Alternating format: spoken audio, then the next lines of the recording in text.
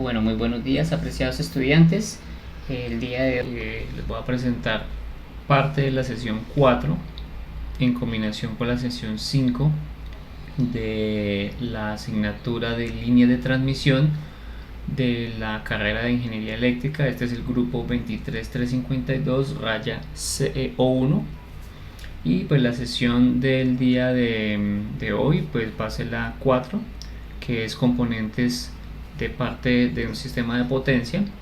Del sistema de potencia es la parte como 2, la que nos queda pendiente, y la sesión 5 pues va a estar más relacionada con elementos ya del sistema de transmisión y todo lo derivado del sistema de transmisión, ¿no? Pues porque no podemos hablar de transmisión sin saber hacia dónde va.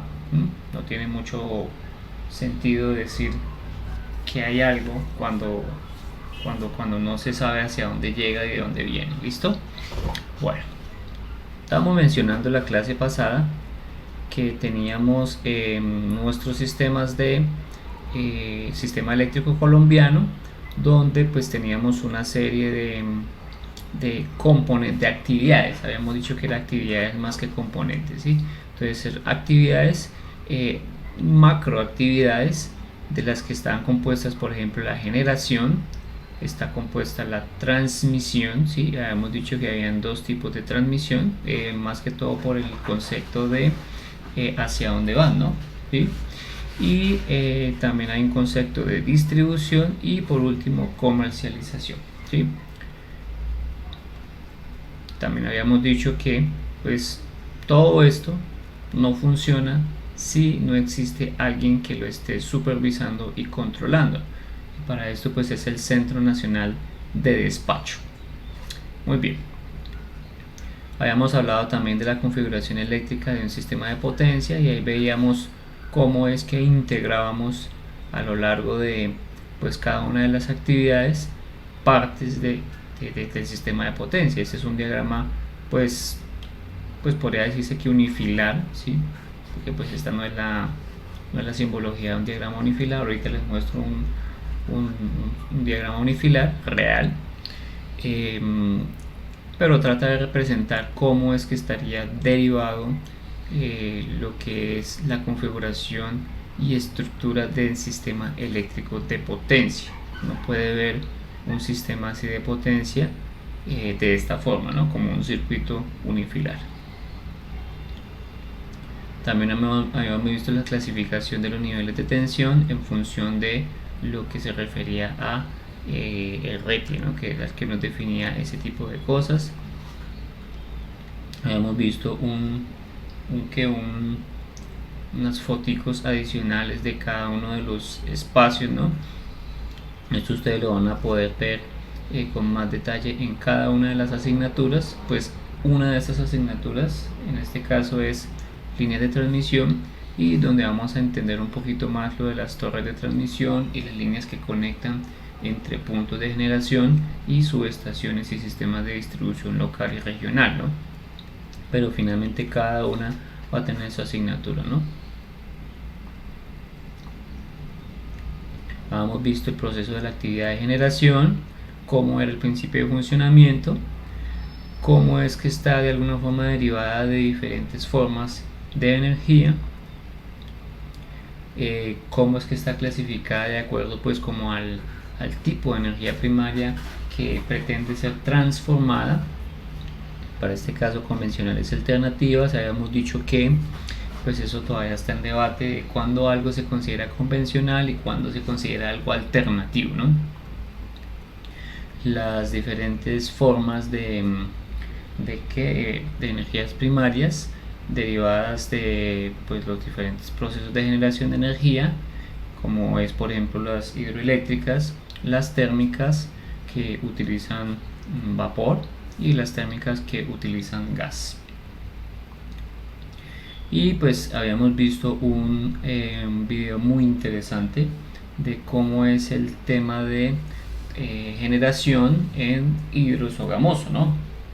Usualmente cuando uno está en algunas de estas asignaturas se da la oportunidad pues de visitar este tipo de sitios para conocer como más de cerca todo lo que es un proceso de generación. Sin embargo, pues no sé si es en esta asignatura o en otra que ustedes pueden ir a visitar a Aerosogamoso, pero pues por el tema ahorita de la pandemia creo que este semestre no va a ser muy posible que digamos. Entonces pues esa visita va a quedar pendiente de pronto para otro momento. ¿Listo? Bien. La otra parte de generación pues funciona muy similar, ¿no? Digamos que siempre se necesita una energía primaria, ¿sí? Que funcione, digamos, por su ámbito natural. Por ejemplo, pues por gravedad el agua pues se está moviendo, se mueve pues en una pendiente, y esa pendiente genera una velocidad, y pues esa velocidad es aprovechada para hacer movimiento de turbinas. Para este caso particular, que es las térmicas o las nucleares, el sistema es muy similar, pero el movimiento no va a ser un movimiento de agua, sino va a ser un movimiento de vapor. Steam es vapor, entra y bueno, y se calienta algo, ¿no? Pues porque aquí en este caso es la combustión, por ejemplo, de aceite, de carbón, de gas natural, entre otros tipos de agentes comburentes que lo que hacen es calentar el agua, ¿sí? Cuando ustedes saben que se le da energía al sistema, pues esto lo que hace es generar vapor de agua, pues en este caso que sea vapor, y esto lo que hace es que hay un ciclo térmico que desplaza pues ese vapor de agua que es digamos, tiene energía, y lo que hace es que ustedes saben que por principio termodinámico, cuando algo tiene alta temperatura, su tendencia natural es ir hacia un sistema de baja temperatura, ¿no? El equilibrio termodinámico es que se llama ese principio, ¿no? Entonces, como aquí hay un refrigerador, ¿sí? Un refrigerador, y este refrigerador lo que hace es pues de alguna forma como enfriar el agua, ¿sí? Enfriar el agua, sale el agua, digamos el tubo caliente, debido a, por ejemplo, debido a ese desplazamiento de ese vapor, ¿sí? Y viene, por ejemplo, el agua fría de, qué sé yo, por ejemplo, puede ser del mar o de algún tipo de aguas hervidas que pues son tratadas, y pues claro, se enfría, y hay un intercambio termodinámico. Ese intercambio termodinámico lo que hace es que genera movimiento en una turbina, ¿no? Y esa turbina pues lo que hace es lo mismo que la parte hidroeléctrica, ¿no? Por principios de inducción eléctrica pues genera electricidad.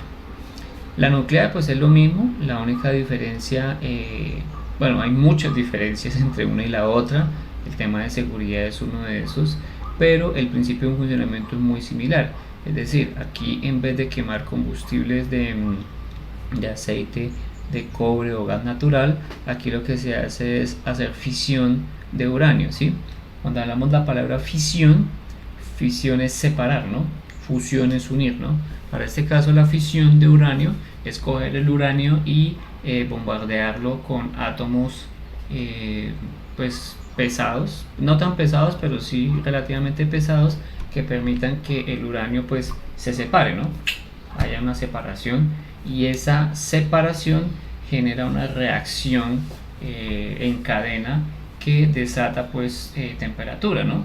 Y esa temperatura lo que hace es pues generar, calienta también estos reactores nucleares, calienta el agua y hace el mismo proceso que la parte de combustión de aceites o carbón o gas natural. En efecto, pues esta es un poco más, mucho más eficiente, diría yo, respecto a las térmicas, porque pues aquí esto es un ciclo totalmente cerrado, mientras que si ustedes se dan cuenta en las térmicas hay una parte que sale, ¿no? Que es pues, el humo ese que sale como resultado de la quema de este tipo de agentes, ¿no? Ustedes podrán notar pues que este es un recurso complejo, y puede generar energía eléctrica mediante las generadoras térmicas es mucho más costoso en comparación, por ejemplo, con la energía hidroeléctrica, ¿no? Su implementación, por ejemplo, esta sería un poco más elaborada, en efecto es mucho más elaborada, ¿sí? Que en comparación de pronto con una térmica, ¿no? ¿Sí? Pero a largo plazo las térmicas son más costosas en cuanto al tema de generación. Usualmente las generadoras térmicas del sistema eléctrico colombiano las tienen de respaldo, ¿no? Y siempre se va a necesitar un respaldo, digamos, porque se sigue usando la térmica a pesar de que no es, puede ser más costosa, porque pues ustedes saben que hay que diversificar. Como dijo Álvaro Uribe, no hay que colocar los huevitos en una sola canasta. Entonces, si nosotros dependiéramos enormemente de solo la electricidad generada por el movimiento del agua, pues si nos llega a escasear el recurso agua, pues nos quedaríamos literalmente sin electricidad. Por eso, el afán de diversificar lo que es el mercado de energía, ¿no? Yo, pues uno dice cuando uno diversifica es incluso a pesar de que sean térmicas, pues evitar el uso de térmicas o digamos la dependencia de solamente térmicas. Llévalo también hacia, por ejemplo, otro tipo de fuentes de energía primaria, ¿no? Aerogeneradores, fotovoltaicos, etcétera, etcétera, etcétera. Muy bien. Dentro de las principales plantas de generación o centrales de generación, pues están las plantas eólicas, ¿sí? Las centrales biomasa, ¿sí?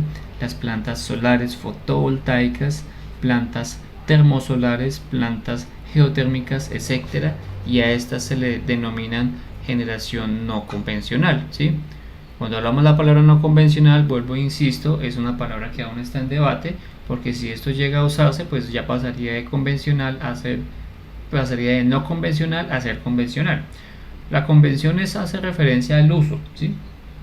Cuando muchas personas la usan, se define que ese es, por así decirlo, el patrón de consumo de algo, ¿no? La convención de signos de circuitos, por ejemplo, es algo que se ha definido para siempre y pues todo el mundo lo usa, ¿no? Entonces a eso hace referencia la palabra convención. Muy bien, entonces Colombia pues tiene algunos parques eólicos muy pequeños, realmente, ¿no? Centrales de biomasa, algunas también muy pequeñas, realmente no aportan o son digamos de propiedad privada. Plantas solares fotovoltaicas están en desarrollo, las termosolares lo mismo, geotérmicas Colombia sí no tiene. Bueno,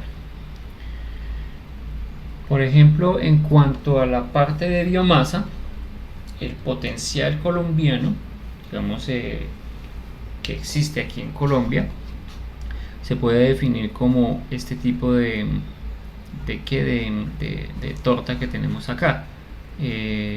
Digamos el potencial colombiano para el tema de la matriz eléctrica, no de la parte de biomasa, ¿no? La matriz eléctrica es de dónde es que proviene la energía eléctrica de Colombia, del 100%. Entonces, si ustedes notan acá, el 69.18% hace referencia a que la energía proviene del agua. No, bueno, no del agua, del movimiento del agua. Y pues si se nota, entonces hay un porcentaje bastante grande, ¿no? ¿Sí? Casi que el 70% redondeando, dependemos del agua, ¿sí? La idea es que esa matriz energética sea equitativa y que dependa de varias fuentes de energía, ¿no? Y que aparte de eso pues haya una buena disponibilidad, ¿no? ¿Qué pasó acá? Ya listo, ahora sí. Bueno. Luego también tenemos una parte de bagazo. Bagazo es como una especie de paja que se quema y eso formaría parte de la biomasa con una participación de 0.81%. Aquí se genera un 142.70 megavatios, eso está en megavatios. El carbón, que es de donde usualmente también sale parte de la energía térmica, se tiene una participación de 9.75%. Mire que el biogás es de 3.9, más o menos 4.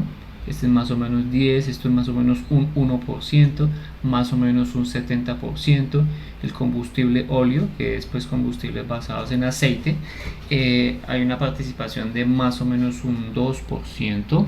el tipo gas está más o menos a un 10%. Mezclas, ¿sí? Mezclas de aceites con otro tipo de elementos, tenemos una participación del más o menos un 2%, bueno, etcétera. Radiación solar, fíjense que estamos apuntándole hacia un 10, bueno, todavía falta bastante, 0.06%, el 10% no, sino en 0.06%, es muy poquito, o sea, todavía se produce muy poca energía eléctrica utilizando pues el sol. El viento tiene una participación de 0.1 y el ACPM el 7%. Ejemplos de digamos regiones del país donde se produce energía con agua, pues todo Colombia, ¿no? Algunos ejemplos de donde se produce energía eléctrica usando ACPM carbón, pues por ejemplo Barranquilla, por ejemplo principalmente ACPM se usa es en San Andrés y Providencia, ¿no? Pues acuérdense que eso es una parte de Colombia y allá la energía básicamente es en diésel, digamos se produce con diésel y con generadores de diésel, ¿no? En Colombia pues el tema de radiación solar todavía no hay algo como muy bien definido y pues todo esto es parte privada, ¿no? Entonces, bien.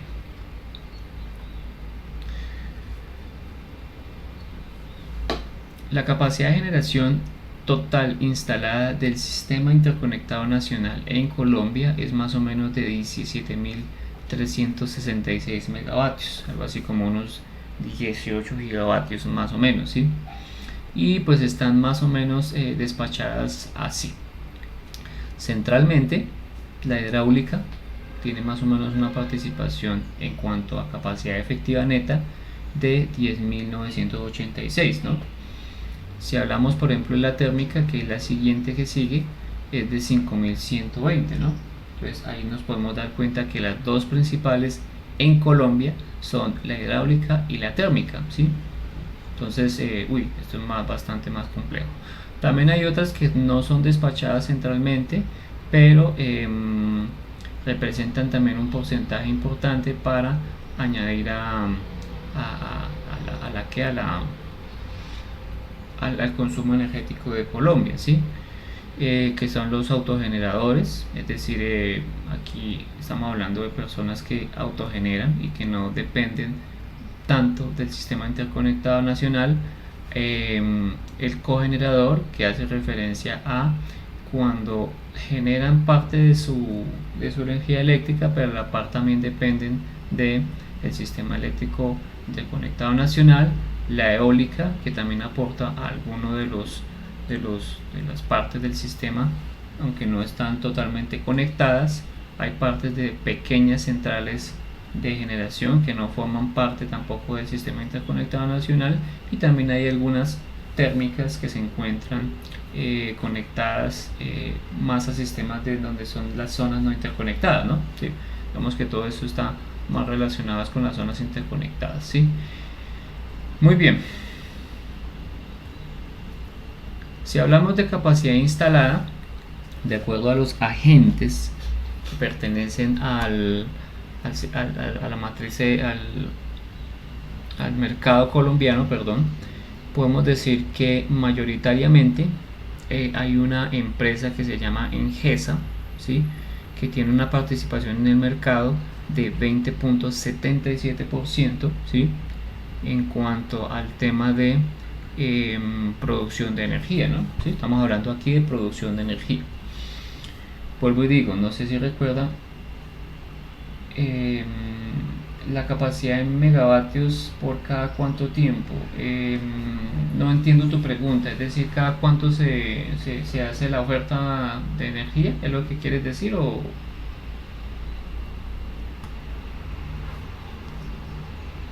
ok, bueno, hasta el momento digamos la oferta de energía, tengo entendido, no tengo digamos datos recientes, que se hizo una subasta energética, una subasta de energía el año pasado, o en el 2018 tengo entendido, y eso usualmente dura, si mal no estoy, tendría que darte el dato bien exacto, como unos 5 años, si mal no estoy, ¿no? estaría de pronto diciéndote un dato inexacto, pero si mal no estoy, son cada 5 años. Se hizo recientemente una por la necesidad de incluir participación de energías solares, ¿no? de producción solar fotovoltaica, ¿no? Pues porque eso también va a ser importante en un tiempo, ¿no? Y va a ser importante en un tiempo, ¿no? Entonces, esa subasta se hace, digamos, ¿por qué primero se hace ese tipo de actividad económica? Recuerden que la generación en Colombia es un mercado de libre competencia, ¿no? ¿Qué significa un mercado de libre competencia? ¿Sí? El mercado de libre competencia busca que se diversifique la competencia y el precio de generación sea lo más económico posible, ¿no? Por eso pues aquí hay unas participaciones en la actualidad, ¿sí? Pero esas participaciones después, como ustedes siempre saben, hay que diversificar, ¿no? No podemos depender de una sola persona o un solo agente en este caso para digamos depender de la producción de energía eléctrica. Por eso se hacen ese tipo de subastas. Bien, tengo entendido que pues va a ser pues cada 5 años, tengo entendido, pero no estoy totalmente seguro. Debe hacerse cada tanto porque hay nuevos operadores de, digamos, servidores de generación o agentes de generación que podrían dar mejores precios si uno de pronto se quedara con solamente eso, ¿sí? Entonces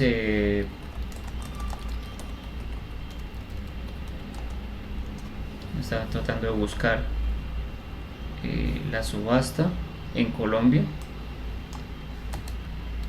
a ver si solucionamos el problema del compañero.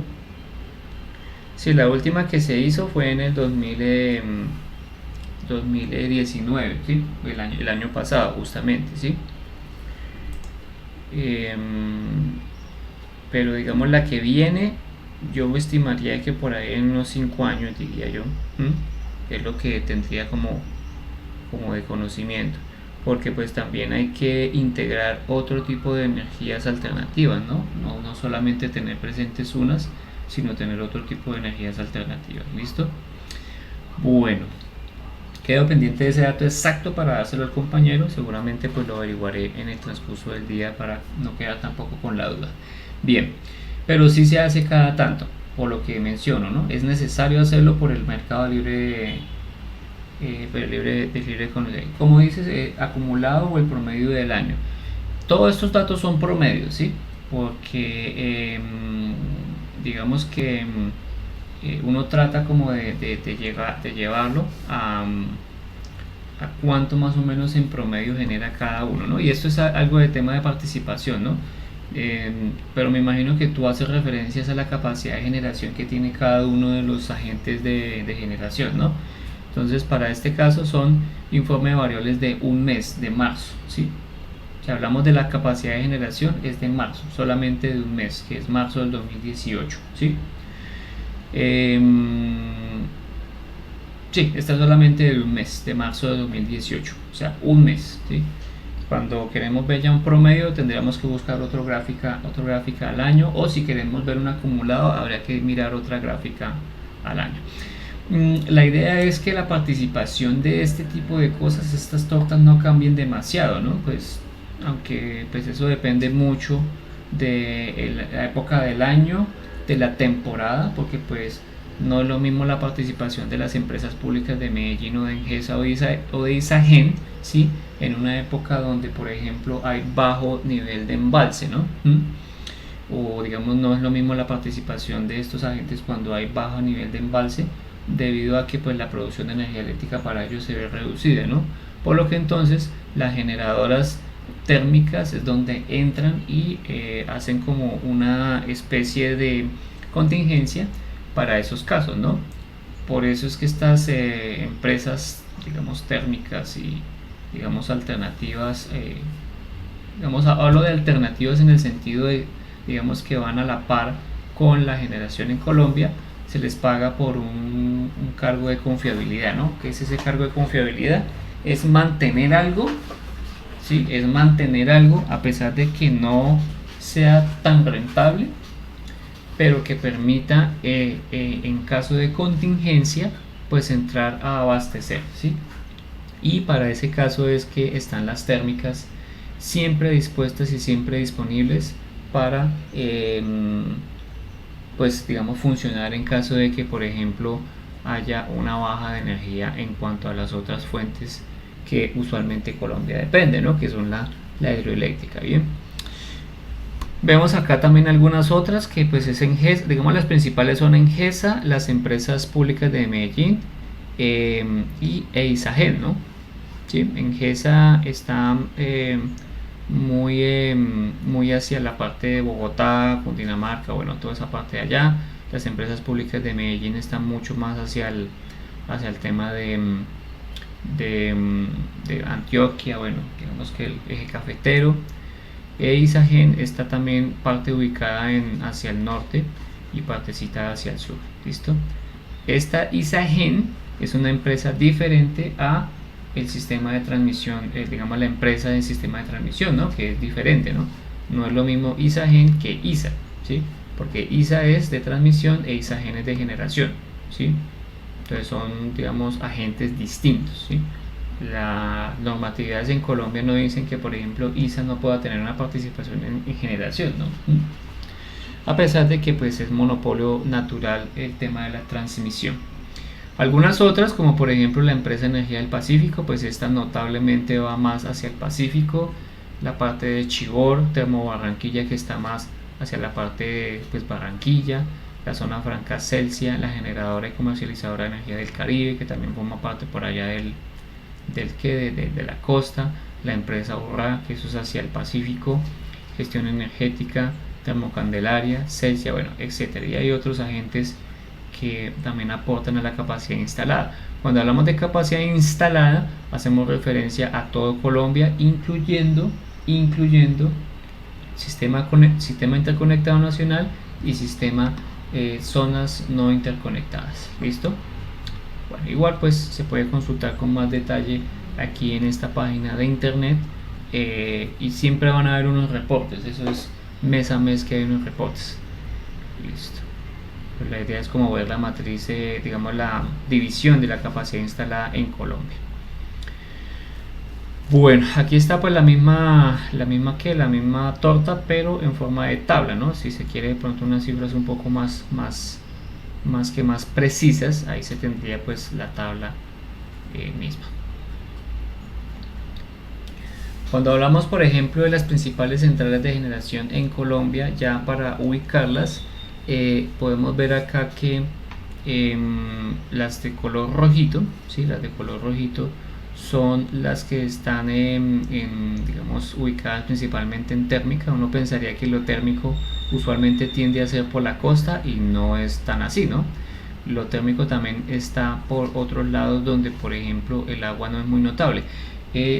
Digamos nosotros los que estamos sobre las montañas, y eso incluye pues Colombia y todo, Bogotá, Medellín, todo eso, sí, tenemos un beneficio pues porque estamos en lo alto, los nacimientos de agua y las otras digamos fuentes de recursos pues están altos y se aprovecha bastante para el tema de que pues el movimiento del agua fluya y pues se aproveche esa energía primaria, ¿no? La costa es principalmente que térmica por esa razón, ¿no?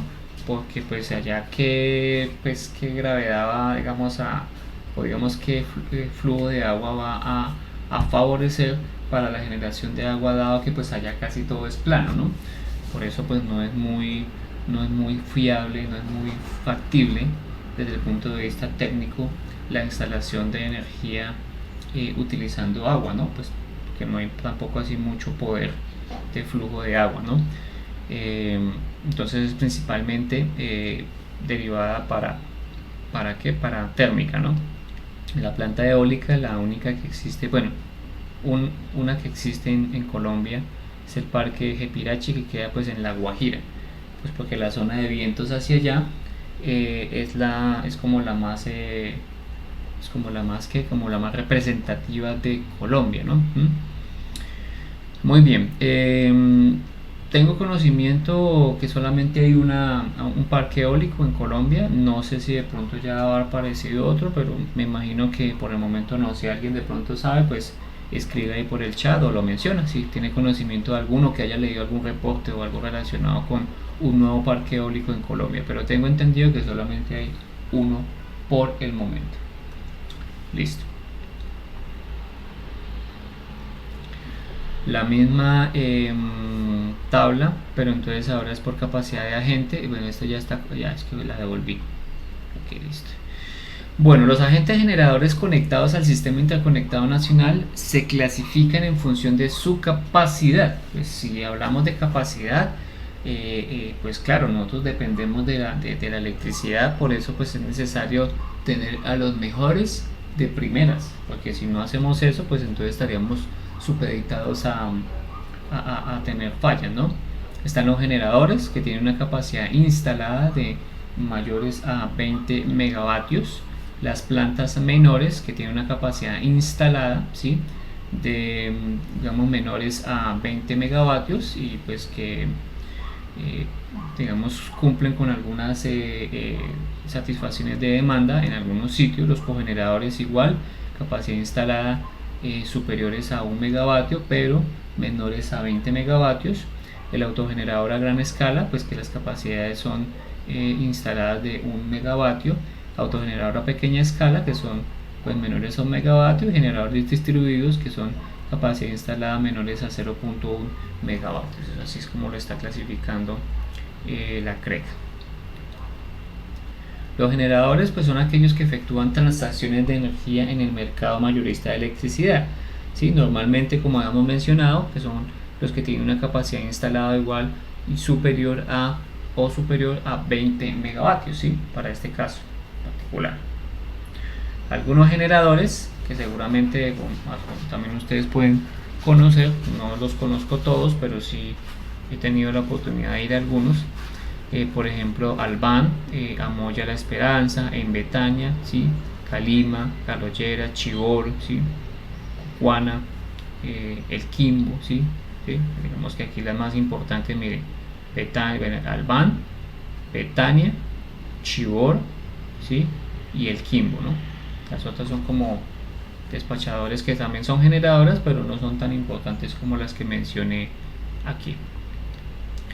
Algunos generadores de gas, fíjense los niveles de generación de Flores, ¿sí?, Meriléctrica, Flores B, esa es la famosa Termoflores, ¿sí?, etcétera.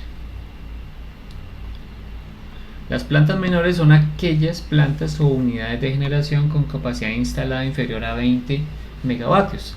La reglamentación aplicable para estas transacciones comerciales que efectúan estos agentes está contenida en la CREG 086 de 1996, ¿sí? ¿Por qué es necesario, digamos, regular este tipo de cosas? Pues porque ellos no producen mucho, por lo que su participación no es tampoco tan alta, por lo que hay que fijar otro tipo de normas o reglas de juego para estas plantas menores. Aportan, sí, pero pues obviamente como el aporte es mucho más costoso, pues hay que mirar qué hacer con esos. Entonces la resolución CREG 086 de 96 es la que define cómo se va a hacer esta transacción con las transacciones comerciales con estas plantas menores. Algunas plantas menores, por ejemplo la Jepirachi, que es la eólica, algunas otras, por ejemplo la de Agua Fresca, la de Alejandría, la de Tutuluá, ¿sí?, Doña Juana, que este es en Bogotá, ¿sí?, es de biogás, ¿sí?, Tequendama Biogás, también eso queda por el lado de Bogotá, hacia el Salto de Tequendama, no sé si de pronto conocen ese. Carbón, Proenca, y alguna de radiación solar, Celsia Solar en Bolívar. Pues digamos que los niveles de generación no son tampoco tan altos, sin embargo aportan parte al sistema.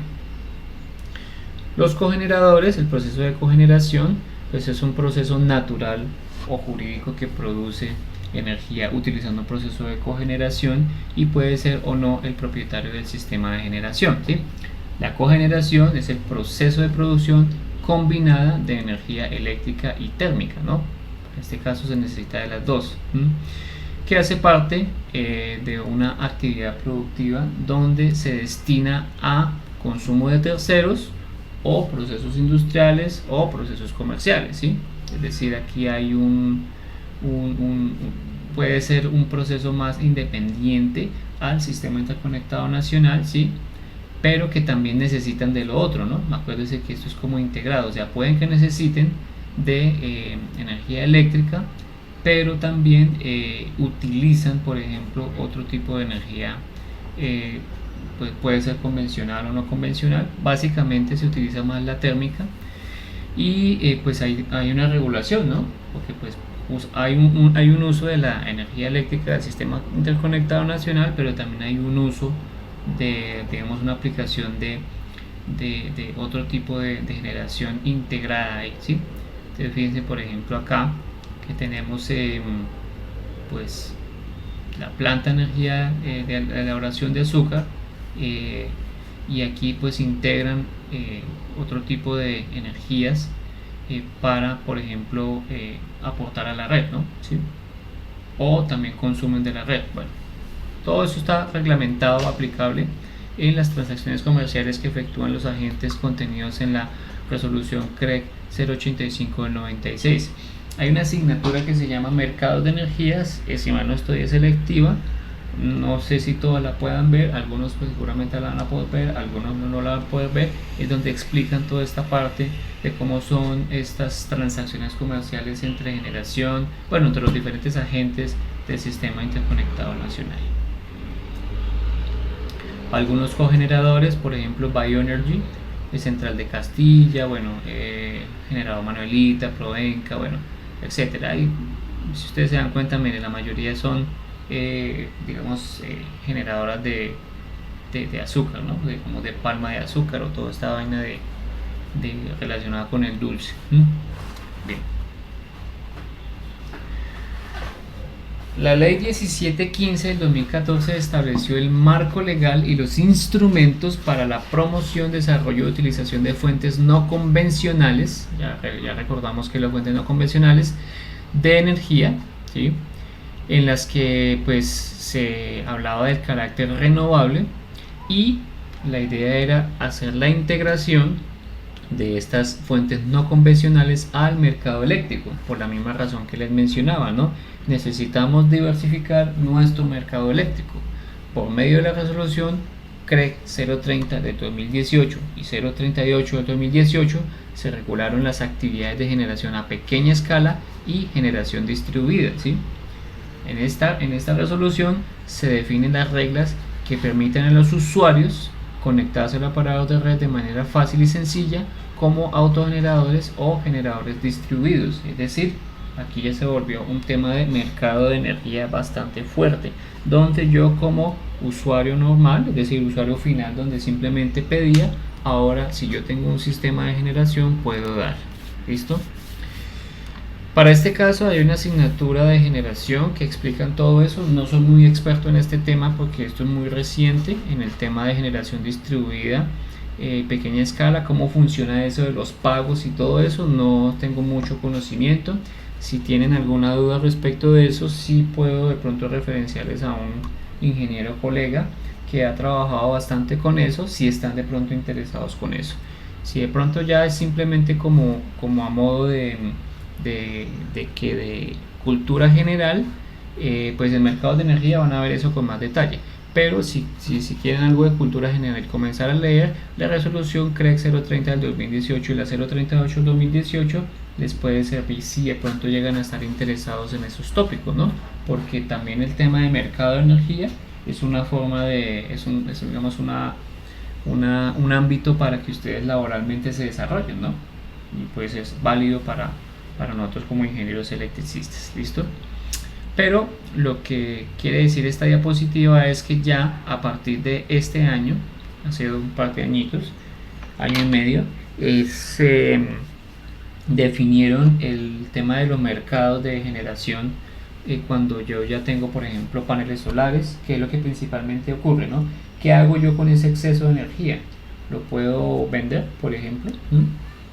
Esa es la inquietud que se tenía y ahora ya se puede hacer. Todo lo de generación distribuida, pues es una persona jurídica, y fíjense que ya es jurídica porque se regula, ya hay una regulación, ¿sí? Cuando yo hago ya proceso de venta, tengo que hacer un proceso de regulación. Muy bien, en este caso particular, digamos una persona jurídica que genera energía eléctrica cerca de los centros de consumo, ¿sí? Y está conectado al sistema de distribución local, más conectado al sistema de distribución local, ¿no? Porque pues ya para el sistema de transmisión pues realmente no aportaría nada. Debe aportar y no tiene mucho sentido, ¿no? Porque pues la generación distribuida está pensada para ahorro de energía, ¿no? O sea, no está pensada para gastar en transmisión. No tiene mucho sentido llevar energía que por ejemplo una persona produce hacia otro lado, sino la idea es que sea localmente hablando. Por eso es que se llama distribuido, ¿no? Porque pues, si no, no tendría sentido. Es lo mismo que por ejemplo los mercados relacionados con el consumo de alimentos, ¿no? Pues uno espera que todo esto esté más enfocado hacia, por ejemplo, mercados que se producen localmente, ¿sí? Digamos que está pensado por el tema de que quede más económico, los costos de transporte, los costos de varias cosas son importantes, pero a nivel local. Si se produce localmente, pues es más barato consumirlo localmente. Esa es la conclusión de este concepto de ser distribuido, ¿no? Porque no tiene sentido hablar de distribución, de generación distribuida, si lo vamos a llevar a largas distancias, no tiene propósito eso.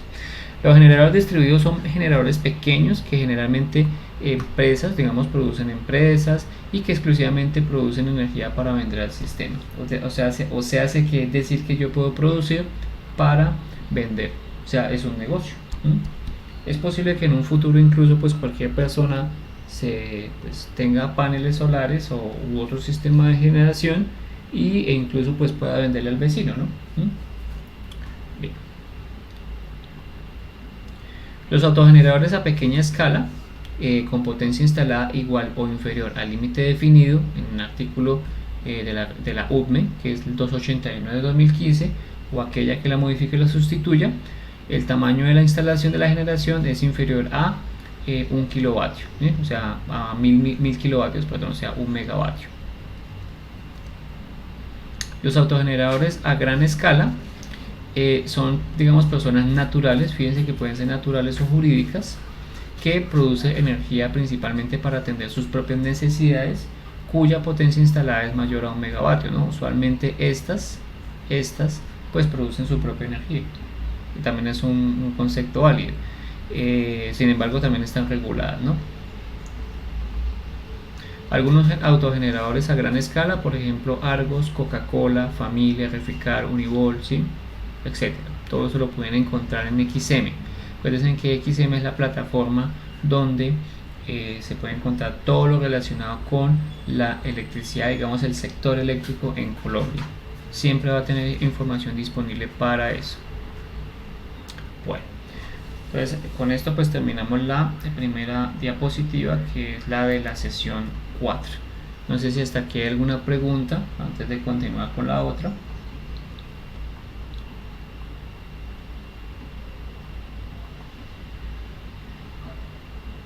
Muy bien. Listo, entonces pues para la siguiente, que son líneas de transmisión, elementos del sistema de transmisión, pues vamos a hacer una introducción, la verdad un poco como somera de todo, y vamos a tratar de descomponer un poquito ya de todas las actividades del sistema eléctrico colombiano, ¿no? Bueno, entonces en cuanto a la actividad de transmisión, se puede decir que, por ejemplo, digamos lo principal, lo que existe en Colombia, al menos no se han inventado ese tipo de transmisión, o digamos sí se han inventado ese tipo de transmisión, pero lo que trato de decir es que mayoritariamente en Colombia existe la transmisión aérea, ¿sí? ¿Qué significa la transmisión aérea? Pues ese medio físico mediante el cual pues se transmite la energía eléctrica a grandes distancias, pero que se ve, ¿sí? Todas esas torres de transmisión que ustedes ven cuando viajan por Colombia, espero que viajen, son esos modelos de transmisión aérea que estoy mencionando, ¿sí? Hay algunas formas de transmisión subterránea, pero ya es para otros casos particulares. Algunos cables, lo que llaman cables submarinos y todo eso que existe en otros países. En Colombia pues no tengo conocimiento que exista transmisión subterránea de ese tipo, ¿no? Al menos no de ese tipo, ¿no? Eh, bien, usualmente las líneas de transmisión aéreas están constituidas por tres básicos elementos. El primero pues son los conductores, ¿sí? Que ahí digamos la parte eléctrica como digamos es una parte importante ahí, y es donde vamos a calcular pues todo lo que hace referencia a dimensionamiento de conductores, porque principalmente eso es lo que vamos a hacer, ¿no? Nosotros no vamos a asumir cargas ni vamos a modelar cargas, nada así por el estilo. Lo que vamos a hacer es modelar conductores. ¿Por qué vamos a modelar conductores? Porque pues nosotros lo que estamos simplemente es transmitiendo potencia, es decir, transportando desde un punto de generación, desde una fuente hasta un punto de uso final o consumo. Sin embargo, también hay otras partes donde se hace el diseño, y es la parte de aislamiento, ¿no? ¿Por qué es importante el tema de aislamiento? Resulta que los niveles de tensión para la transmisión, ya ustedes lo tienen ahí presente, estamos hablando de 220, 230 a 500 kilovoltios. Esos son niveles de tensión bastante altos, por lo que ustedes saben que para niveles de tensión bastante altos, lo que se supone que es un elemento aislante, lo que es un elemento conductor, ya cambian sus propiedades. Pensar que, por ejemplo, el aire es un elemento no conductor, pues no está del todo descabellado si hablamos de niveles de tensión que son apropiados para considerar que el aire es un no conductor. Pero el aire fácilmente se puede, digamos, volver conductor, y muchos de ustedes seguramente lo han visto cuando, por ejemplo, hay un rayo que impacta a la Tierra, ¿sí? Si el aire no fuera totalmente totalmente aislante, pues no caerían rayos, ¿sí? Y es porque como las mismas propiedades del aire a ciertos niveles de tensión, pues son capaces de romper, por así decirlo, digamos, la oposición que tiene el aire a ese flujo de energía eléctrica, ¿no? Pues hablar de niveles de tensión de 230, de 220, de 500 kilovoltios es tratar de hacer un símil con lo que ocurre con un rayo, ¿no? Ya esos niveles de tensión, acuérdense que el voltaje hace referencia a una fuerza que se le imprime a unos electrones para moverse, ¿sí? De un punto a otro, ¿no? Entonces, si yo tengo niveles de tensión altos que están, digamos, transmitiendo, que están pasando por una línea de transmisión, y el piso, pues la tierra, ustedes me imagino que tienen alguna idea de eso, que es el tema de que la tierra tiene un potencial cero, ¿no? ¿Sí? Entonces, si yo tengo 500 kilovoltios en una línea de transmisión y el piso tiene un nivel de potencial cero, pues ya existe una diferencia de potencial entre el piso y la línea de transmisión. Entonces ahí tenemos una fuente, ¿sí? Y el aire se está comportando, o se va a comportar como un ¿qué? Como una resistencia, ¿sí? Sí, se puede modelar como una resistencia, puede ser un modelo básico, o como una impedancia, ¿sí? Si no se le suma en serie algo para poder, digamos, evitar que haya esa transmisión de energía eléctrica, pues va a pasar lo que se llama un arco eléctrico. Un arco eléctrico es lo mismo que un rayo, pero a pequeña escala, ¿no? ¿Sí? Digamos, el arco eléctrico se forma debido a la ruptura del aire frente al paso de corriente eléctrica, ¿sí? Entonces los aisladores son una parte importante de las líneas de transmisión aéreas, debido a que nos van a permitir aislar totalmente lo que es los niveles de tensión tan altos que están pasando pues por la línea de transmisión. ¿Listo? Y pues como estamos hablando de transmisión a largas distancias, pues ustedes me imagino que también sospecharán que esos conductores pesan bastante, ¿no? ¿Sí? Por lo que los soportes son esa necesidad de, pues, de soportar, de sostener las líneas de transmisión, ¿no?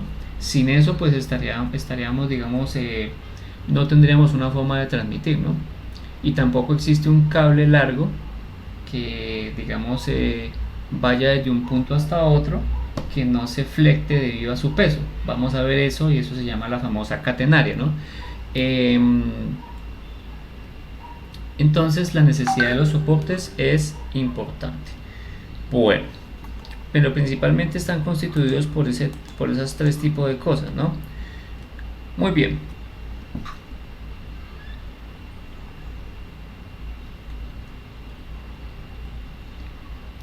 Si hablamos de los elementos básicos de una línea de transmisión, esto lo vamos a profundizar con más detalle a medida que vayamos avanzando. Me imagino que también algunos han podido, digamos, observar estos cuando viajan. Nos damos cuenta que aquí en la parte donde está el 1, ¿sí? Esto de acá son los famosos aisladores. Usualmente están compuestos de un material en cerámica que tiene una capacidad aislante mucho más alta que el mismo aire, ¿no? Entonces aquí tendríamos un pack de aisladores, aquí tendríamos otro pack de aisladores, otro pack de aisladores, y en cada una tendría pues un sistema de aisladores, ¿no? ¿Sí? Entonces cada uno va a tener su sistema de aisladores ahí. Eso, los aisladores son algo como esto. Permítanme mostrárselos. Son como una especie de capacetes, aisladores alta tensión. Hay diferentes clases de aisladores, ¿no? O sea, son aquí, mire, por ejemplo, estos que tenemos acá, ¿sí? Son aisladores, ¿sí? Y fíjense que estos son de vidrio, ¿no? El vidrio tiene una alta resistencia. Estos son aisladores, pero de distribución, ¿no? Porque también, a pesar de que tenemos niveles de tensión más bajos, pues estos aisladores también son importantes y necesarios, ¿no? ¿Sí? Hay algunos que son en cerámica. Aquí, por ejemplo, tenemos aisladores de poste, pero estos son más para distribución. Los de, por ejemplo, bueno, este es el cambio de un aislador, pero eso sería un video y para observar. Este también es un aislador, ¿sí? Digamos, yo estoy mostrando los aisladores, ¿no? Los aisladores son una cadena, ¿no? O sea, son uno tras de otro. Cuando yo necesito aumentar resistencia, es como si colocara en serie, pues, resistencia, ¿no? Bien. Entonces, básicamente, eso es un aislador, y esos son los que están suspendidos. Si, digamos, están mucho más largos, es porque se necesita, y usualmente entre más largos es porque el nivel de tensión es más alto, ¿no? Es una forma de identificarlo. 2. Los conductores de fase. Entonces, estas líneas que tenemos acá como tendidas, ¿sí? Tendidas, son los conductores, ¿no? Esto que tenemos aquí, usualmente pues es un sistema trifásico.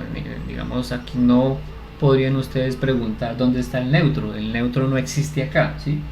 Todos son sistemas totalmente trifásicos que se transportan desde la generación hasta el usuario final, ¿sí? El neutro aparece, o el neutro, digamos, tiene sentido como retorno, es ya cuando hablamos de usuario final, ¿no? Pero estos sistemas son enteramente trifásicos y la transmisión se hace totalmente trifásica, ¿sí? Si es trifásica, ¿por qué entonces aparecen 1, 2, 3, 4, 5, 6? ¿Sí? Entonces sería hexafásica. No. Lo que pasa es que para transportar energía, usualmente lo que se hace es dividir las fases, ¿no? Entonces, por ejemplo, no sé si se alcanza a ver aquí en la foto, tenemos una fase, ¿sí?, que está transportada en lo que se llama dos conductores. A eso se le va a conocer como haces, ¿sí? Pero también este está compuesto por dos circuitos, ¿sí?, que están también transportando, por ejemplo, la fase R. Entonces este va a ser el famoso doble circuito, ¿no? ¿Sí? Doble circuito. Bien, ¿por qué es doble circuito? Pues porque este que tenemos acá va a estar transportando la fase R y la fase R, ¿sí? Este que tenemos acá va a estar transportando la fase S y la fase S, ¿sí? Y esta, la fase T y la fase T. Bueno, muy bien. Soporte del cable de guarda. Perdón, este espaciador. El espaciador es para mantener, digamos, distante cuando, por ejemplo, hay un flujo de viento, los haces del circuito, ¿no? Eso lo vamos a ver con más detalle también cuando veamos la especificación de haces y el cálculo del radio medio geométrico de lo que vamos a hablar ahí, ¿listo? Entonces esto mantiene lejos uno del otro para que no se peguen y no se choquen, ¿no? Que finalmente eso podría generar una sobrecarga, ¿no? A pesar de que estamos hablando de la misma fase, ¿no? Este que tenemos aquí es soporte de cable guarda con conexión a tierra, que está en la parte de arriba, ¿sí? Esto es muy común en las torres de transmisión por el tema de despeje de fallas para impactos de rayo, ¿sí? Más que todo impactos de rayo, por eso se llama guarda, ¿no? Porque guarda el sistema de transmisión para descargar a tierra, por ejemplo, impacto de rayos, ¿sí? O algún tipo de... Esto es básicamente para rayos, ¿no? Si por ejemplo hay una falla en el sistema sobre tensiones, no es la función de eso. Bien, el circuito es la línea del doble circuito, pues para este caso es donde les decía que pues esto va a ser una con la otra para hacer el tema del transporte de los circuitos, ¿no? Hay algunas placas y avisos que se ubican aquí en la parte inferior, y el dispositivo de antiescalamiento, alambre de púas, pues para que nadie suba, ¿no? Pues porque allá es supremamente peligroso subir, ¿sí? Pues si subir a una línea, si conectarse a 120, uno como usuario solito ya de por sí es peligroso, imagínense a 500 kilovoltios, ¿no? No tiene mucho sentido que alguien esté allá arriba, a no ser que sea personal de mantenimiento o que esté debidamente autorizado. Muy bien. Cuando nosotros vamos en la actividad, en la transmisión, esto se deriva hacia un punto común que va a ser las famosas subestaciones, ¿sí? ¿Qué es una subestación? Si lo hablamos desde un punto de vista circuital, la subestación es un nodo. Me imagino que todos conocen el concepto de nodo y saben que el nodo es un punto de conexión donde confluyen, ¿sí?, varias terminales de circuito. Si hacemos referencia a esas varias terminales, pues realmente van a ser esos varios circuitos que se derivan y que alimentan, por ejemplo, a otros circuitos, ¿sí? Para este caso es un nodo de llegada y es una ramificación hacia los demás, digamos, puntos de alimentación, ¿no? Es donde se realizan también las transformaciones de tensión para circuitos más pequeños, por ejemplo, ¿sí? Para, por ejemplo, sistemas de transmisión regional, ¿sí?, o sistemas de transmisión local. Entonces hay subestaciones que son más grandes y hay subestaciones que son más pequeñas, ¿no? ¿Sí? Entonces eso depende de dónde se necesite o dónde se necesita hacer la distribución de energía. Muy bien. También se interconectan pues dos o más circuitos, lo que les decía. Este es un diagrama unifilar del sistema de transmisión nacional de la zona nordeste, ¿sí? Nos damos cuenta que aquí se encuentra, por ejemplo, Bucaramanga, ¿sí? Y aquí están los diferentes puntos de transformación para, digamos, los diferentes también sitios, ¿no? Vemos acá que, por ejemplo, ahí tenemos las redes de transmisión de 500, ¿sí? Mire que aquí vienen las de transmisión de 500, ¿sí?, que están alimentando pues a los diferentes sistemas de transmisión regional. Luego hay redes de transmisión, ¿sí?, también de 220, y hay unas de 115, ¿no? ¿Sí?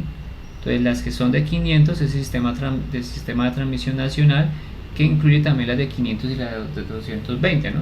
Sistema de transmisión nacional, ¿sí?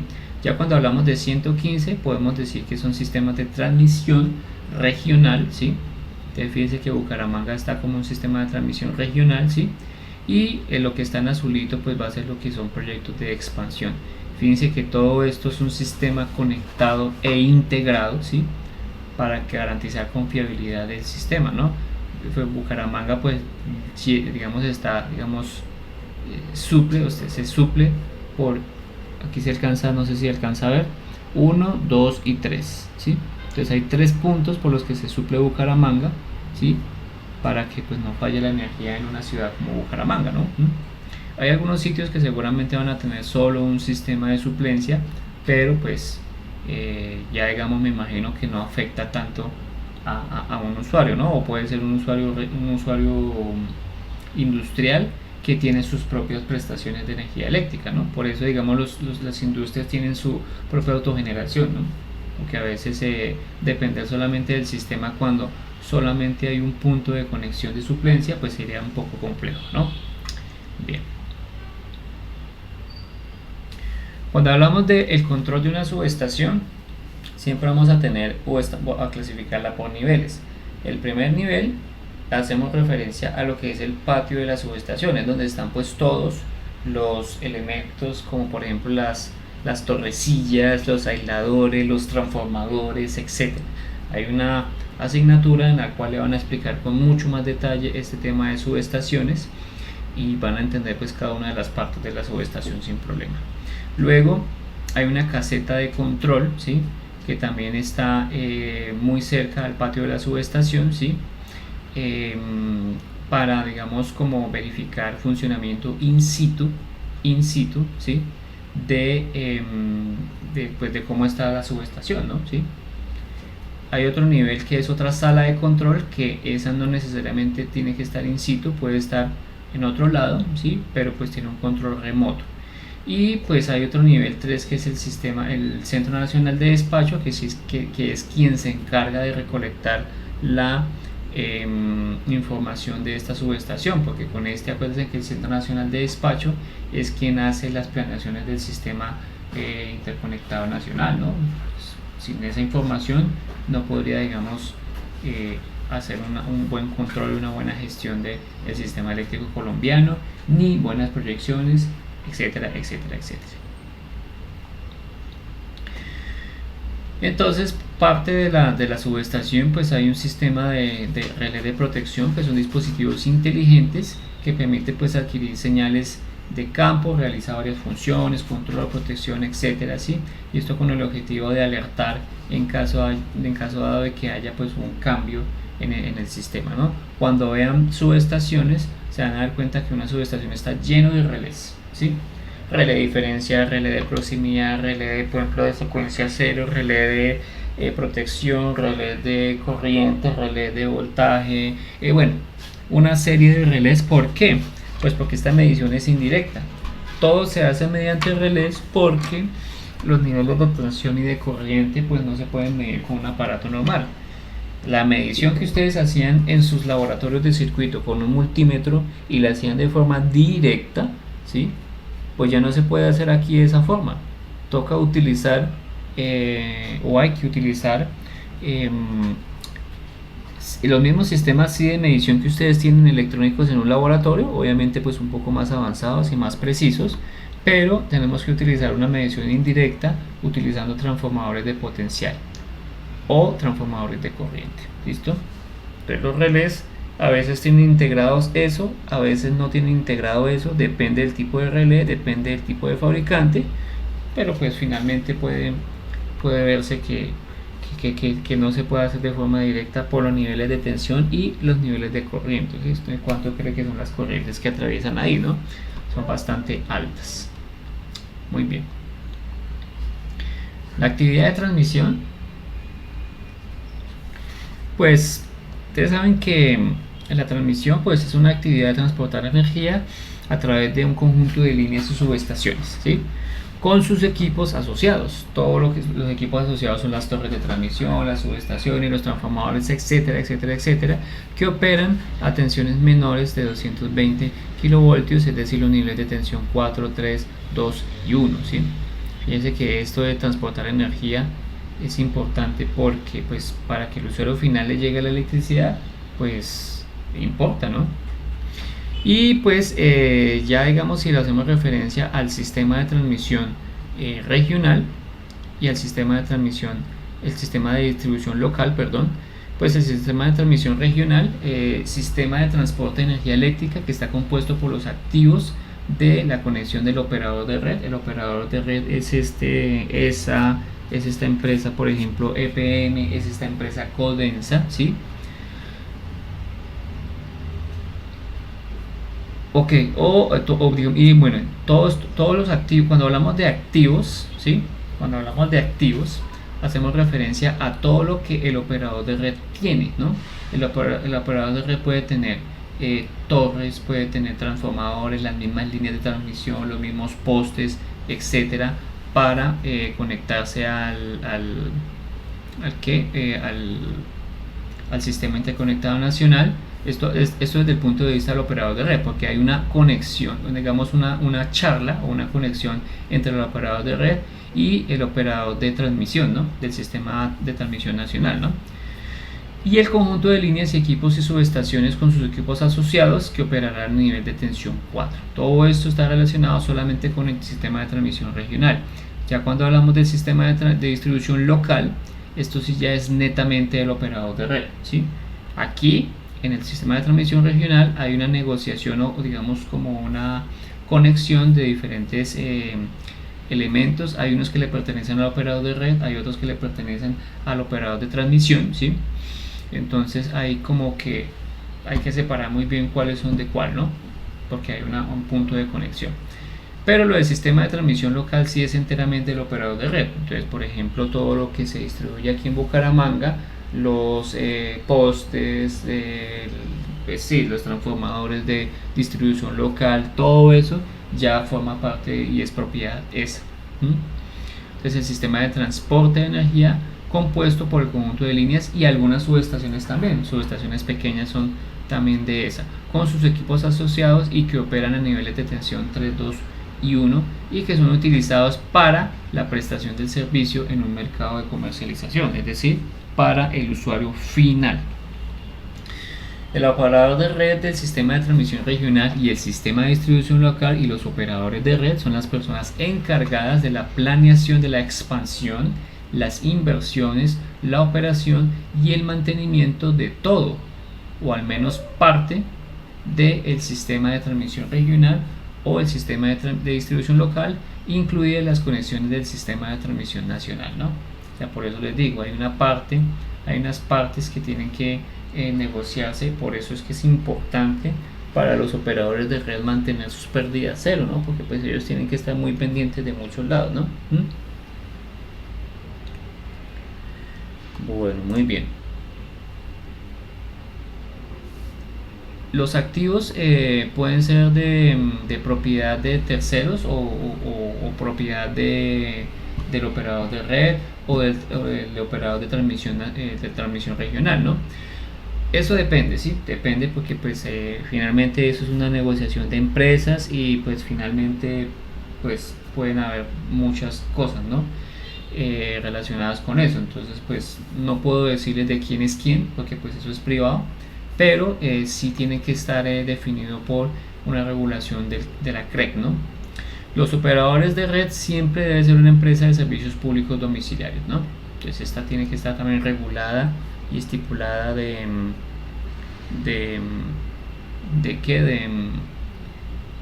por medio de la CREC, ¿no? Muy bien. Algunos operadores de red del sistema de transmisión regional y el sistema de distribución local y algunos operadores de red, digamos, de distribución, ¿sí? De Empresa de Energía del Pacífico, Empresa de Energía de Cundinamarca, Empresa de Energía de Quindío, las empresas públicas de Medellín, la famosa EPM, empresas municipales de Cartago, hacia Valle, ¿no? Centrales de Nariño, eléctricas de Nariño, las centrales hidroeléctricas del norte de Santander, la CENS, Central Hidroeléctrica de Caldas, Compañía de Electricidad de Tuluá, la Empresa de Energía de Boyacá, la EPSA, la electrificadora de Meta, electrificadora de Santander, la ESA, ¿sí? Electrificadora de Caquetá, electrificadora de Huila, ¿sí? Etcétera. Y bueno, pues aquí básicamente es lo mismo que hemos estado charlando, pero ya con una explicación un poco más gráfica, ¿no? Pues ahí son los niveles de transmisión de cada uno, los niveles de tensión de cada uno. ¿Listo? Bien. Aquí también hablamos de digamos un diagrama unifilar. Esto ya es un diagrama unifilar porque ya tiene sus nodos en cada uno. Fíjense que tenemos lo que es las centrales de generación, tenemos una subestación elevadora, aquí ya vemos un diagrama unifilar como tal, y a nosotros nos va a interesar este punto de acción, ¿no? Todo lo que diga líneas de transmisión, ¿sí? ¿Sí? Aquí también hay una subestación receptora primaria, y aquí por ejemplo hay un transformador para por ejemplo zonas industriales o medianas, ¿no? Y aquí también esto nos va a interesar, ¿no? Líneas de transmisión a grandes zonas industriales, a poblaciones mayores, seguramente eso se deriva hacia otro lado, ¿no? Y aquí tenemos un sistema de transmisión regional, ¿no? De 115, ¿no? Esta también es otra subestación, y así va por ejemplo a zonas industriales medianas. Aquí también, mire, fíjense que viene otro nivel de tensión, y así sucesivamente, ¿sí? O sea, esto es básicamente cómo funciona a nivel de esquema unifilar un sistema de transmisión, ¿no? El sistema interconectado nacional, ¿no? ¿Sí? Lo que pasa es que esto pues es muy grande, ¿no? Para todo Colombia. Bueno. Los operadores de red tienen una labor muy importante, y es calcular las pérdidas de energía, porque es donde más ocurre, ¿no? Donde mayores pérdidas ocurren, ¿sí? Ya sea por el robo de energía, ya sea porque los sistemas en distribución, ustedes saben que ya van a comenzando a aparecer, y más que todo para los usuarios finales, el neutro. Al aparecer el neutro tenemos un problema, y es que las corrientes de desbalance, digamos las cargas, ya no son balanceadas, ¿no? Los sistemas trifásicos funcionan perfecto y la potencia estaría equilibrada si, o bueno, no tanto que la potencia esté equilibrada, los sistemas estarían equilibrados si los sistemas fueran totalmente equilibrados, es decir, las cargas fueran equilibradas, cosa que no ocurre, ¿no? Entonces, debido a todo ese funcionamiento inevitable pues de la demanda del usuario, porque no podemos decir, bueno, señores usuarios, ustedes consuman todos al mismo tiempo para mantener el sistema equilibrado, no tiene sentido eso, ¿no? Entonces, para poder, digamos, suplir esa falta o esas pérdidas, ha encontrado en la generación distribuida una forma de mitigar las pérdidas de energía, porque es que las pérdidas de energía no vienen del sistema de distribución como tal, vienen desde la transmisión, ¿no? O sea, porque ustedes, es como si ustedes, por ejemplo, qué sé yo, mandaran a traer algo desde China, ¿sí? Y a medida que va transportándose desde China, seguramente la manipulación va a deteriorar algo, ¿sí? Por ejemplo, que traigan un cargamento de alguna fruta, ¿no? Entre más lejos que se encuentre algo, pues el transporte va a ser más complejo y más difícil, ¿no? ¿Sí?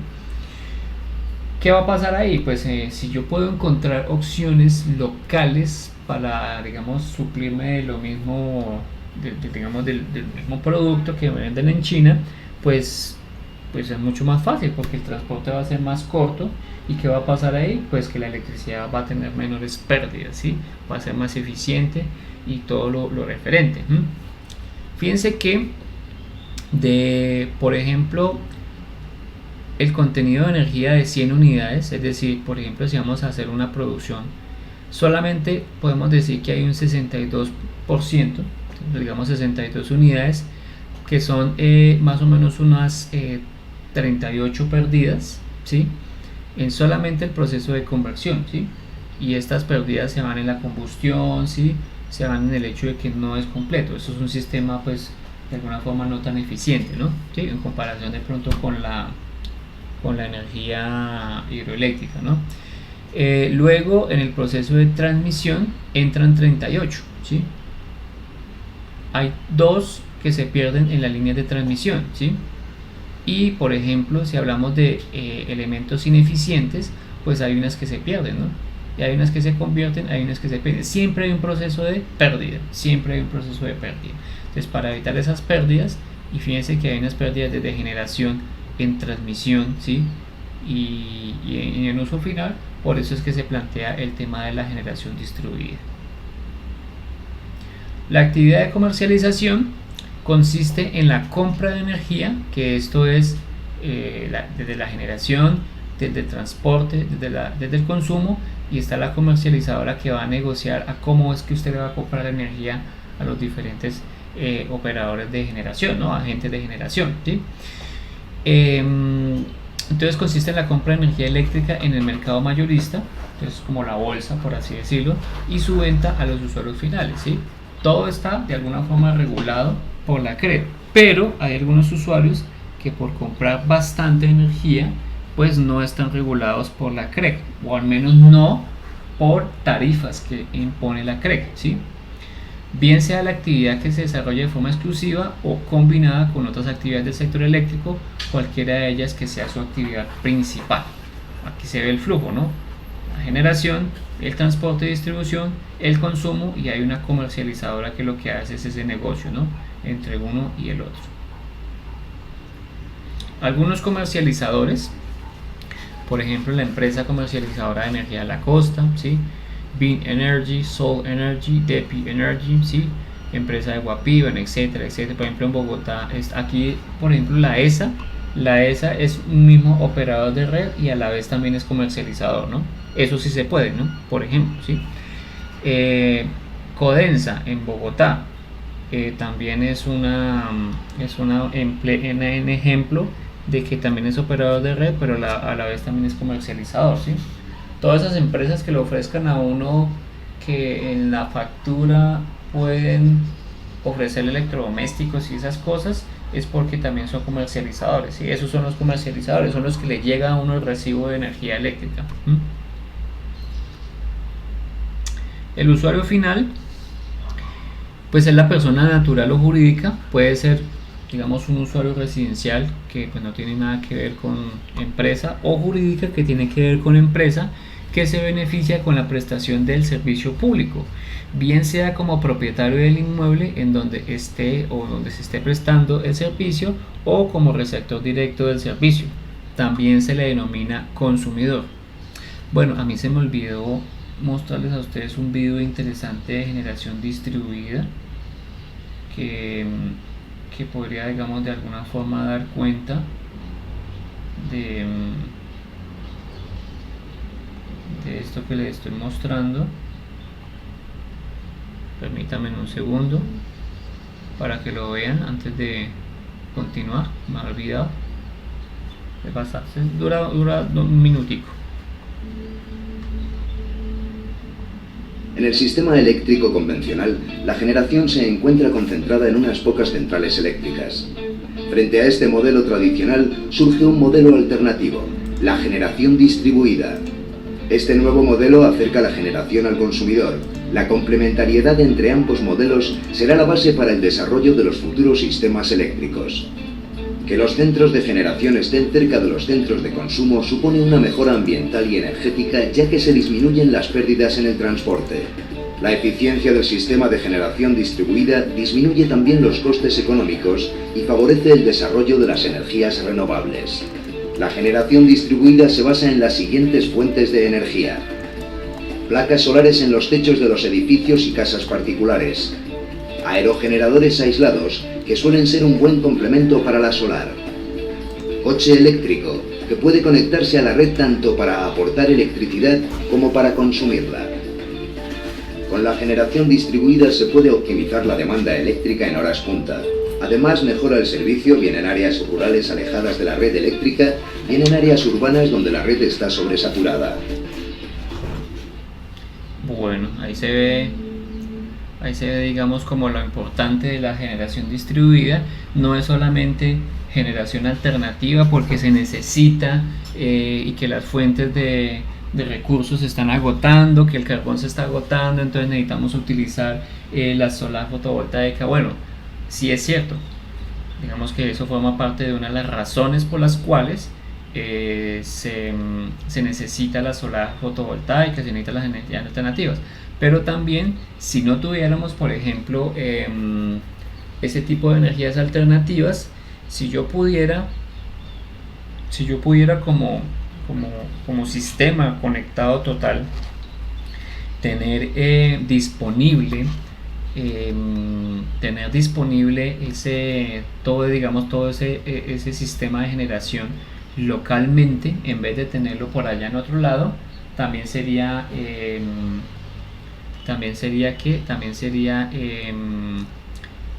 una forma más fácil de evitar pérdidas, ¿no? Entonces, si yo pudiera generar localmente, sea el tipo de generación, no importa, ¿sí? Las pérdidas también se reducirían por pérdidas de transporte. Pregunta Brian, profe, ¿a qué hace referencia con que la red esté sobresaturada? En el video, ¿cierto? ¿Estamos de acuerdo? ¿Es en el video? Sí, bueno, cuando habla de que la red esté sobresaturada es porque nosotros, por ejemplo, digamos cómo funciona el sistema de planeación, cómo hace el Centro Nacional de Despacho. Se basa en datos estadísticos, ¿sí?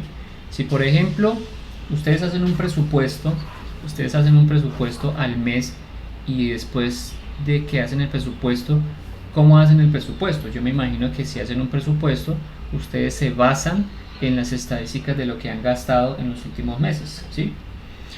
Ustedes dicen, bueno, después de haber hecho mi estudio estadístico, me doy cuenta que yo me gasto 800 pesos al mes con mis gastos tales, etcétera, ¿sí?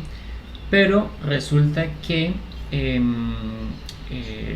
ese gasto, digamos, esa proyección que ustedes hicieron, por ejemplo, son de, qué sé yo, 800 promedios, ¿sí?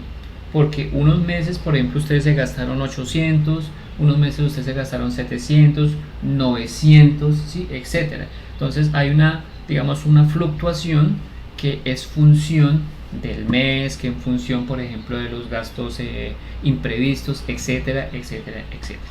Bien. Luego, ¿qué es lo que pasa con la energía eléctrica? Ocurre lo mismo. El tema de la planeación siempre se hace basado en datos estadísticos un poco más precisos, no solamente el promedio, ¿no? Porque el promedio pues es una medida un poco muy alejada de lo que realmente es, ¿no? Entonces, cuando yo tengo, digamos, esa proyección de la demanda y yo digo va a estar en 800, ¿sí? Usualmente lo que uno trata de hacer para, digamos, paliar esa incertidumbre, es decir, para enfrentar la incertidumbre, es decir, voy a dejar 800, pero voy a tener una reservita, por ejemplo, del 10% o el 20% de los 800. Entonces, digamos que llegaría, por ejemplo, a 850, ¿sí? Con eso, pues, si se me sale algún imprevisto, pues entonces yo lo cubro con ese 50%, ¿listo? Para ese caso particular, cuando la red está sobresaturada, es porque probablemente estaré llegando a ese punto máximo en el que yo tengo mi plan, o sea, en el que yo tengo planeado el gasto de mi sistema, ¿sí? Si está sobresaturada, pues va a generar ahí un inconveniente en cuanto al tema de la demanda. Entonces, como eso es un problema, ¿sí? Saber cómo planear todo lo que es el sistema interconectado nacional, la generación distribuida nos va a permitir preocuparnos de forma local para no preocuparnos de forma nacional, ¿no? ¿Sí? Esa es una de las razones de lo que, o digamos, el enfoque que dice que está sobresaturada. ¿Listo? Bien, no sé si con eso respondo tu pregunta.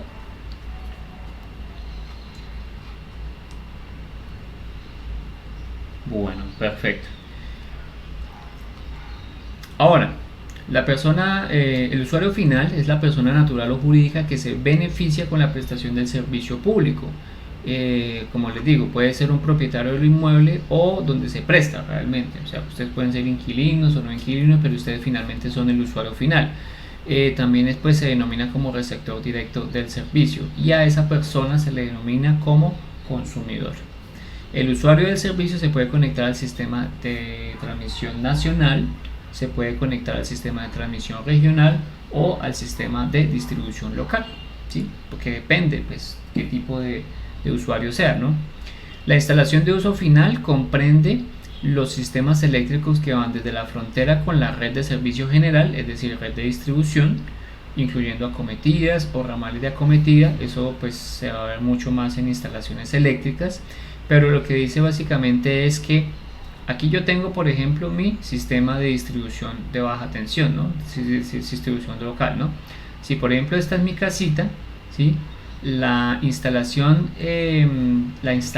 digamos, de uso final del usuario va a ser lo que viene desde la cometida, que es desde donde llega hasta acá, hasta la casa, ¿sí? Hasta acá, hasta el punto del medidor, ¿no? ¿Sí? Y eso aguas abajo, es decir, todo lo que está hacia la casa, pues ya forma parte del usuario, ¿no? Es lo que se trata de decir más o menos ahí. Bien. Desde la perspectiva de comercialización de la energía, es decir, cómo lo perciben los comercializadores, existen dos clases de usuarios. Los usuarios regulados, ¿sí? Los usuarios regulados pues tienen una regulación, están, digamos, fijados de alguna forma. Y los usuarios no regulados, que están en función de la demanda, ¿sí? Una demanda de más o menos de 0.1 megavatios o un consumo de 55 megavatios hora por mes, ¿no? Hablamos de potencia o hablamos de energía. Entonces, un usuario no regulado es un consumidor que, gracias a superar un nivel límite de consumo, puede negociar libremente la tarifa de suministro de electricidad con el comercializador. Imagínense, que desee, ¿sí? Con el que desee. Por eso, al ser un usuario que consume bastante, puede seleccionar el operador de red, ¿sí? El comercializador que quiera, ¿sí? Pues uno como usuario en casa no, pues ustedes en la casa, ustedes si por ejemplo se aburren de la electricidad, no pueden decir, no voy a cambiar de esa, no, ustedes solamente tienen esa y punto, ¿sí? No pueden hacer nada más y ahí les toca. Se va mucho la electricidad, pues ni modos, hay otro operador, no, pues no hay otro operador, ¿sí? Entonces ahí ni modo, ¿sí? Mientras que con un usuario no regulado eso no ocurre. A este usuario se le llama no regulado porque precisamente las tarifas no se encuentran reguladas por la CREG. Sí están, digamos, regulados en otros aspectos por la CREG, pero al menos desde el tema de tarifas sí no están regulados, ¿listo? Estas tarifas son acordadas mediante un proceso de negociación entre el consumidor y el comercializador. Bien. Para efectos de prestación de servicio, este se presta bajo dos modalidades. Entonces, si hablamos del tema de servicio, hablamos de residencial y no residencial. Digamos, esta clasificación es importante para lo correspondiente a contribuciones de subsidios sobre el precio de factura de la energía. Pues hablamos de aquí de residencial, es pues toda la gente que vive en zonas residenciales. Y no residencial son toda la gente o todos los usuarios más que gente, los usuarios que no tienen en su casa una vivienda, sino que tienen actividades distintas, ¿sí? Entonces esta no residencial usualmente son usuarios industriales o comerciales, por lo que la energía es también diferente, ¿no? Y de hecho los consumos también son diferentes, ¿no? El servicio residencial es aquel que se presta directamente a los hogares o núcleos familiares, incluyendo las áreas comunes de los conjuntos habitacionales, ¿no? Cuando hablamos de, por ejemplo, de viviendas multifamiliares, esas que son edificios, pues eso también incluye un servicio residencial, a pesar de que es común, ¿no? Los usuarios residenciales usualmente se dividen en lo que se llaman estratos, ¿sí? Y pues si hablamos, por ejemplo, de cantidad de suscriptores en los últimos 12 meses, vemos que, por ejemplo, hay mucho más de estrato 2 que estrato 1, estrato 3 y principalmente pues los más bajitos son estratos 4, 5 y 6. Es decir que si ustedes están en esos estratos, pues de alguna forma son privilegiados. Bueno, si hablamos desde el punto de vista de privilegio, pues los estratos 1, 2 y 3 son los privilegiados porque a ellos les subsidian parte de la energía eléctrica, mientras que los otros estratos no. Bien. Un servicio no residencial es el que se presta para otros fines, o sea, diferente a vivienda, ¿no? Ojo, vivienda, ¿sí? Los suscriptores o usuarios no residenciales se clasifican de acuerdo con la última versión vigente de clasificación industrial internacional uniforme de todas las actividades económicas, el CIU de las Naciones Unidas, ¿no? Se exceptúan a los suscriptores o usuarios oficiales, especiales, otras empresas de servicios públicos y zonas francas que se clasificarán en forma separada, ¿no? Entonces, algunos ejemplos de esa descripción de la CIU, por ejemplo, el código 8610 es lo que llaman actividades económicas, ¿no? y cada una de las actividades económicas pues va a derivar o hay una asociación de potencia eléctrica consumida, ¿sí? Bien, y con este tema pues ya se miraría el tema del pago, ¿no? La influencia del tipo de usuario en la tarifa de energía pues depende también de ese tipo de usuario, o sea, cómo le van a cobrar a los usuarios pues depende del tipo de usuario. Los costos se trasladan siempre al usuario. Entonces, ¿qué es lo que pasa? La cadena de producción, generación, transmisión, distribución y comercialización, ¿sí? Pues hay que, como el usuario pues va a disfrutar de la energía eléctrica desde lejos, ¿sí? Fíjense que aquí vamos a tener un cobro desde generación, un cobro de transmisión, un cobro de distribución, un cobro por costos variables de comercialización, un cobro por pérdidas, el usuario también asume las pérdidas, un cobro por restricciones y servicios asociados a generación, ¿sí? Depende, ¿sí? Y hay unos costos fijos de comercialización, ¿no? Todo eso nos va a dar lo que cuesta el famoso kilovatio hora, ¿bien? Y pues al kilovatio hora es el que ustedes pues en particular pues van a cobrar, ¿sí? Esta que tenemos acá, esto que tenemos acá usualmente es para tarifa de pago de usuarios regulados, ¿no? Pues porque los no regulados pues aquí se rigen diferente, ¿no? Si por ejemplo el usuario es un usuario que se conecta directamente al sistema de transmisión, pues él no se le va a cobrar ni distribución ni comercialización propiamente como un usuario regulado, ¿no? Muy bien. Según la clase de servicio se define también un porcentaje de subsidio. También hay unos porcentajes de subsidio dependiendo del estrato, ¿no? Los estratos 1, 2 y 3 se les aplica un subsidio, ¿sí? Mientras que los estratos 4 pagan a tarifa plena, los estratos 5 aparte de eso contribuyen, ¿sí? Y para los usuarios no residenciales, pues para este caso ellos sí definitivamente no se les subsidia nada, sino antes es una contribución. Por ejemplo, los comerciales contribuyen con el 20%, los industriales contribuyen con el 20% y los de acueducto pagan una contribución del 10%. Esto pues porque acuérdense que el acueducto también pues consume electricidad para, digamos, enviar el agua desde donde la sacan hasta acá, ¿no? Pues eso también incluye el pago. Pues esa contribución finalmente la paga el usuario, ¿no? Es el que disfruta el servicio de agua. Algunas tarifas, por ejemplo en Codensa, si por ejemplo miramos estrato 1, por ejemplo si es propiedad de Codensa, parte digamos de algunos de los activos es de propiedad de Codensa, pues está más o menos a 213 pesos por kilovatio hora. Si hablamos de la propiedad del cliente es de 198.73 pesos kilovatio hora. Si hablamos de propiedad compartida, pues entonces 206.1738. Cuando hablamos de propiedad del cliente, propiedad de Codensa, propiedad compartida, es por ejemplo que Codensa tenga todo el sistema eléctrico y de medida, ¿sí? Compartida es que parte lo tenga el usuario y parte lo tenga, y propiedad del cliente es que todo sea del cliente, por ejemplo los contadores, bueno, todo lo que pertenece al sistema de medida y parte del sistema eléctrico de acometida. Bien, bueno, algunos desafíos que se van a enfrentar o que nos tenemos que enfrentar, por así decirlo, a todo este tema del sector eléctrico es pues la generación distribuida. Han trabajado o están trabajando bastante fuerte aquí en la universidad con el profe Germán Osma, por si les interesa. Él ha trabajado bastante con eso. También hay otros profes que están trabajando con eso, de microgrids y smart grids. Entonces pues eso fue una parte importante para su desarrollo en un futuro, ¿no? Todo lo que es el fomento de energías renovables, celdas de combustibles, medidores inteligentes y uso de tecnologías de la información, movilidad eléctrica, etc. También hay una parte de superconductores, que pues hay varias cosas interesantes que están ocurriendo, como por ejemplo las instalaciones con electroimanes e instalaciones pues de tipo experimental, y pues podrán cambiar el diseño a futuro de grandes instalaciones, ¿no? Los superconductores, ¿no? Recuerden que hay parte de las pérdidas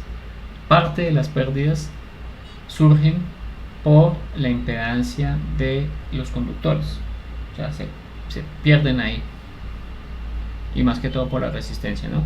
Superconductores, por ejemplo, basados en grafeno, pues eso es un material muy prometedor, aunque todavía no ha pasado nada, pero en un futuro puede que sí ocurra.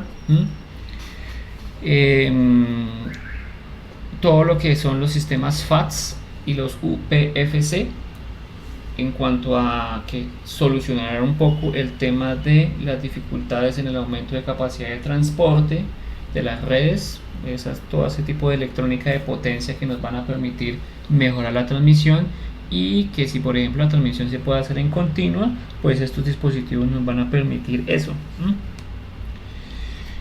Gestión técnica y económica de mercados regionales. Hay una parte importante con lo de generación distribuida que les mencionaba anteriormente, y que pues como el tema de comercialización de esa venta y compra de energía ya a nivel local. En Colombia todavía está como un poco como hasta ahora surgiendo, pero luego se va a volver un inconveniente si no se tiene como las regulaciones debidas, y ahí hay una oportunidad de negocio, ¿no? Para que ustedes trabajen en un futuro. El comercio de electricidad en la economía digital, ¿sí? Todo lo que son contratos a largo plazo, incluso hasta compra y venta de energía online, y pues todo lo que es el tema de seguros, eso para un futuro. Bueno, el tema de las smart grids, pues seguramente va a ser una parte importante, porque acuérdense que las smart grids son redes inteligentes que aplican o que amplían más que todo las posibilidades de integración de diferentes formas de energía in situ, ¿sí? Entonces, celdas de combustibles, pequeñas centrales de generación, conjuntos residenciales que tienen generación solar, ¿sí? Oficinas y centros comerciales que tienen generación solar, ¿sí? Los centros de generación también que se utilizan, ¿sí? Transporte eléctrico, que también ese transporte va a aportar a, qué sé yo, pues a parte del sistema. Si yo tengo el carro totalmente cargado y necesito, por ejemplo, electricidad en mi casa, pues entonces fluyo del carro para mi casa, por ejemplo, donde la necesito, ¿no? Que la energía se pueda transportar fácilmente. Generación eólica con generación alternativa, generaciones híbridas, ¿sí? Y aparte de eso, todo lo de medición inteligente, smart, eso es lo que llaman smart metering, ¿listo? Ese sería uno de los principales retos del futuro, la integración de todo esto, y ahí es donde va a haber mucho trabajo. Por eso creo que ustedes estudian eso. Listo, con esto damos por terminado ya lo que son las generalidades de la transmisión eléctrica. Ya creo que podemos entrar en materia un poco más a detalle de lo que es las líneas de transmisión. ¿Listo? No sé si hay alguna pregunta hasta acá. Les voy a enviar la asistencia por el grupo de WhatsApp para que por favor me la diligencien.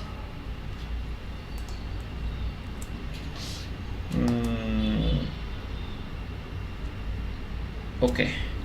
Bueno, si no hay más preguntas o no hay, digamos, más inquietudes, les deseo entonces un buen día. Voy a pasar la presentación ya a PDF y se las envío ahí por el grupo de WhatsApp, que es la de la presentación del día de hoy. ¿Listo? Hasta luego y un feliz día para ustedes. Bueno. Igualmente.